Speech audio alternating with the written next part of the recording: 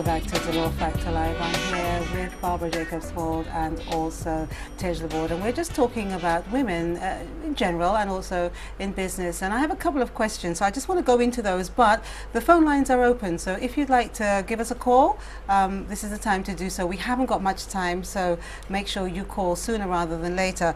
But Teige, I have a comment here. It was a question. Someone's asked, when starting your business, did you have a network of supporters or did you stand alone? When starting my business, I pretty much had my family saying, okay, Teige, go ahead, you know, go do what you need to do. But most of the stuff that I had to do when I started my business was research, speaking to people, speaking to mentors, speaking to persons in business, finding out as much information as I can. You know, Google, there's the internet, there's technology, using the resources that I had to make something, a vision that I had viable. And then I just, you know, found what the processes were and started. Okay, Barbara, here's a question for you. Has business life changed from when you've initially started? That's a strange question. I'm not really sure how to interpret it. Yes and no. Yes, in the sense that technology has really revolutionized the delivery of customer service and the diverse ways in which, you know, you can achieve efficiencies and economies in delivering customer service. And no, in the sense that, you know, it still takes ethics, integrity, a particular ethos to be able to achieve the kind of success that you're looking for. So I'd say yes and no. Now here's a tough question. I mean, when do you know, as I'm generally as a business people, when do you know it's time to shut shop now? That it's just not working out. It's not financially viable, because we're seeing lots of companies, large companies, medium-sized, small, they're just closing down. And I know it's a very hard climate at the moment. But when do you know, as a business person, it's time to stop? I mean, right now there's a peculiar kind of economic environment now that perhaps most business people had never experienced before, and I think we generally appreciate what are the factors that are contributing to this particular peculiar economic environment. But typically in a business there would be perhaps a service that you have been offering, but because of the nature of the market that you know, new entrants have come into the market and they're offering the same service, so that particular sector has become more fragmented. That means the price you could command for a particular product or service has now decreased and it's no longer viable. Then the business now has to make the hard decisions and look towards how they can diversify. You know, so diversifying does not necessarily mean that you have to shut down your business, but it may mean that this is the time to phase out a particular product or service, or sort of re-engineer it or repackage it so that you deliver it in a better way, so that you yourself are delivering it more efficiently. And the fact that you cannot now charge, you know, $100 and you can only charge 10, but to charge 10 you're still doing that economically. So that's a function of diversification. And so the business now has to be able to smell, you know, the times, the environment, make these decisions and get the advice on how they can diversify. But isn't there a sense of failure for some when, you know, instead of saying, okay, you know what, I have another couple of months like this and I'm actually in debt now, I should stop. To me, that is a wise decision. It's not a failed. It's not a failure. It's not failure. That's a myth. You know, there's failure and there's failure. There's failure that happens to you when you do all the wrong things, and despite perhaps the advice of your bankers and your business strategists, you still insisted on doing what you wanted to do. And there's failure that happens because you squander the profits of your company even before it started to, you know, so that's failure. But then there is also risk taking, and as the name suggests, it's taking a risk. And there may be factors that will say to you that this is a good time to make this move, but sometimes there are also extenuating factors, new things that happen or unforeseen things that happen that perhaps are stacking up, you know, the stones against the wall, the door, that you might have to push harder to be able to, you know, and you have to know when to pull back. That's not failure. That's sense. That's wisdom. That's acquiring knowledge. You know, and that's sort of doing the uncharted waters so that you get the intelligence so that you know how you do it better the next time.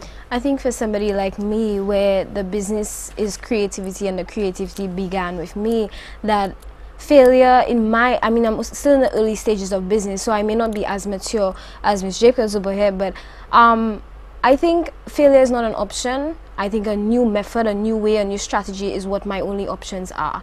Being that my business is myself and my creativity, and I have confidence in that, then, you know, the only options for me is to find new ways to do what I do, whether it be, you know, changing my service or whatever, but I'm still going to be, it's not that I'm going to close shop, no more business and go work for somebody else. That's not an option for me.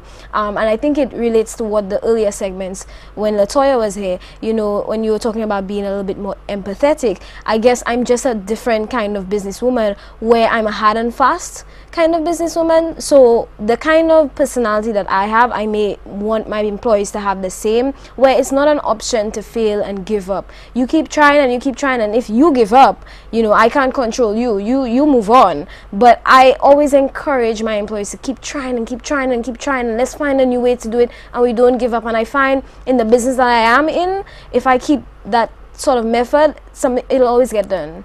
It might not get done, you know, the way that I intended it to be, but it'll get done. And that's the attitude that I have for business. You know, I will stay in business. I will always have my own business. I might have to change my strategy, but I will always be a businesswoman because it's in my heart. It's not just in my pocket.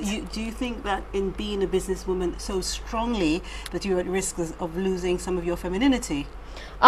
Yes, but then that's where you bank on your family and your friends and your relationships to keep you leveled, to keep you balanced. As much as at the point where you're saying that, you know, you get home and you get tired, I use other people's energy to encourage me to be, you know, to snap out of that business world that I was in and say, oh yeah, I have to be a girlfriend. Oh yeah, I have to be an auntie to some nephews. So I do enjoy, I guess I'm the kind of person, kind of like you, I like to relax sometimes. I like to take a break. You know, in the nature that I am, I deal with tools. I deal with, you know, saws and jigsaws and hammers and stuff. So, you know, in a sense, I can get a little bit hard, but that's when you, like you were saying, Barbara, you need to embody who you are. You need to know who you are as a person, what your limits are, when you've gone too far, and learn, you know, you have to pull back now. It's kind of like your relationship with spirituality. You need to know when you're on a high, when you're on a low, and when you need to run back. So I'm going to ask you a very strange question. What kind of toys did you used to play with? Hammers. As a child, I remember going outside and helping my dad fix cars. So I used to do that as well. It's something about fixing cars and helping. Yeah. So I always was intrigued by electrical work and find out to make new things and fix things. So I guess I just stayed with me, and I'm this kind of person now. They call me the DIY child in the house, where if anything's wrong, I'm the one who picks up a drill and fixes it. So do you think that makes you too independent? Because especially when it comes to men in your life, it seems that you can do practically a bit of everything. Yeah, I guess it could be a threat to other people, but like I said before, you need to find somebody who can balance you out, compliment you, and that person will tell you where your strengths are and where your weaknesses are, and they'll help you pull yourself back as necessary. So it's important. I was fortunate enough to get somebody early on, so even before I started my business, so that's good. So I encourage others to bond together with other young people that you know are determined like you. Okay. I just want to say that I find it curious, the question about, you know, should being a businesswoman rob you of your femininity? Because I'm having a hard time seeing the connection between the two.